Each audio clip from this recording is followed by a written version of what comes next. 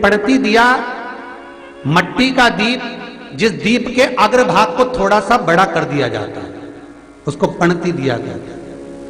ये पणती दिया जब भी भगवान के सामने लगाया जाता है तो इस दिए को सम्मुख में जब रखा जाता है तो दिए का जो लौकी मुख होता है वो अपनी ओर होना चाहिए।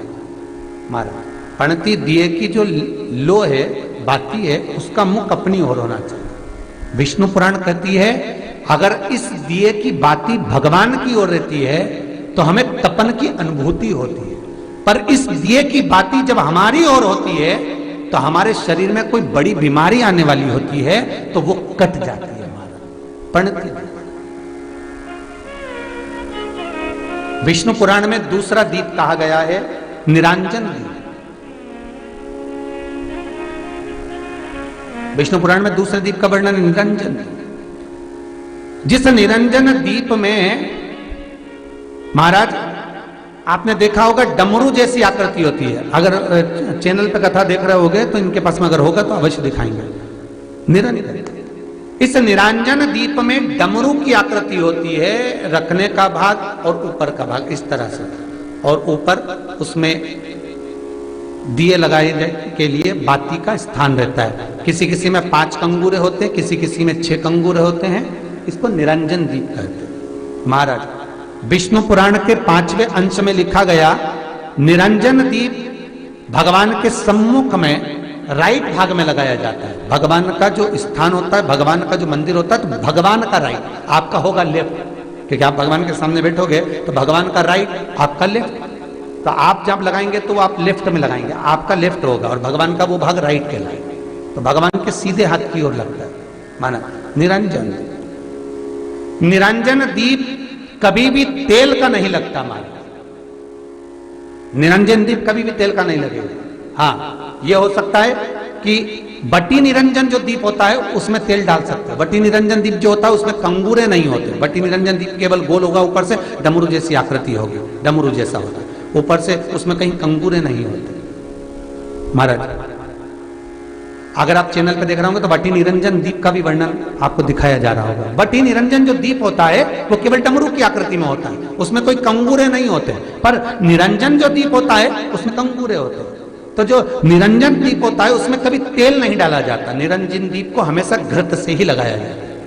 पर बटी निरंजन जो दीप होता है उसमें आप तेल डाल सकते हैं। बटी निरंजन दीप जो लगाएंगे वो तेल का लगा सकते हैं, पर निरंजन में कभी तेल नहीं डाला जाता। क्यों नहीं डालते? विष्णु पुराण कहती है निरंजन दीप के अंदर अगर तेल की बाती लगाया जाता है तो 1 रुपया कमाते हैं, 1.25 रुपये खर्च होगा। घर में 10 लोग भी कमा कर लाएंगे तो पैसा नहीं दिखेगा, घर में रुपया टिकता नहीं है। अर्थात निरंजन दीप में आप तेल की बाती लगा रहे हो, ये सिद्ध हो चुका है। अब अगर आप यही बात किसी जगह पर पूछोगे, किसी आचार्य से पूछोगे हमारे यहाँ ऐसा हो रहा है, तो वो कहेगा तुम्हारी गृहदशा खराब हो रही है, तो उसने अंगूठी पहना दी। अंगूठी पहनाने के बाद भी घाटा खा गए। फिर पूछोगे महाराज हमने तो अंगूठी पहनी, नीलम पहना, पुगराज पहना, ये पहना, वो पहना, आराम नहीं लगा, तो कहा तुम्हारे यहाँ वास्तु का दोष है। वास्तु भी सही करवा लिया, उसके बाद भी सुख नहीं मिल रहा। अर्थात आपके दिए में जो आप बाती लगा रहे हो उसमें कुछ कमी है, उसको पहचानो। चतुर जो डॉक्टर होता है वो जरा सी देर में पकड़ लेता है कि इसको प्रॉब्लम हो क्या रही, और नहीं तो कहेंगे जांच कराओ, ये जांच वो जांच, और मालूम पड़े कुछ निकला नहीं, फिर भी शरीर में कष्ट का कारण क्या वो पकड़ा जाता। मतलब आप 1 रुपया कमा रहे हो, 1.25 रुपया अगर खर्च हो रहा है तो निरंजन जो दीप है उसमें तेल की बाती लग रही है, ये पक्का है, ये पक्का है। मतलब घर में पैसा टिक नहीं है। पैसा आ तो बहुत रहा है, बहू भी कमा रही, बेटा भी कमा रहा, दुकान से भी आ रहा है, किराए से मकान भी चल रहा है, वहां से भी बहुत कुछ आ रहा है, पर आखिर पैसा दिखता क्यों नहीं है? आया 1 लाख रुपए रात को आए, 2-3 दिन में चले गए, बची नहीं कुछ भी। पत्नी के पास भी बेचारी वो माई के सल्ला के जोड़ के वो तो बताती नहीं, अच्छा थोड़ा सवाल कर रखा, पर कमाई का धन नहीं दिख रहा। मतलब निरंजन जो दीप है, निरंजन दीप जिसमें ऊपर कंगूरे बने रहे 5, 6, 7, डमरू की आकृति का रहता है, पर उसमें कंगूरे बने रहते निरंजन, उसमें जरूर आप तेल डालकर जला रहे हो, इसलिए धन दिख नहीं रहा, संपदा दिख नहीं रही, वैभव दिख नहीं, उसमें केवल घी की ही बाती लगी।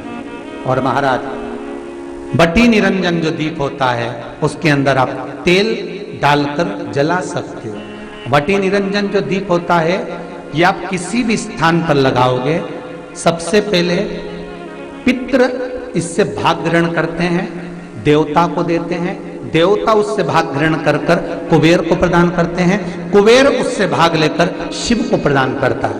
भगवान शंकर बटु भैरव को कहकर घर का उद्धार करते, इसीलिए इसको कहते बटी निरंजन। इसमें कंगूरे नहीं होते महाराज। बटी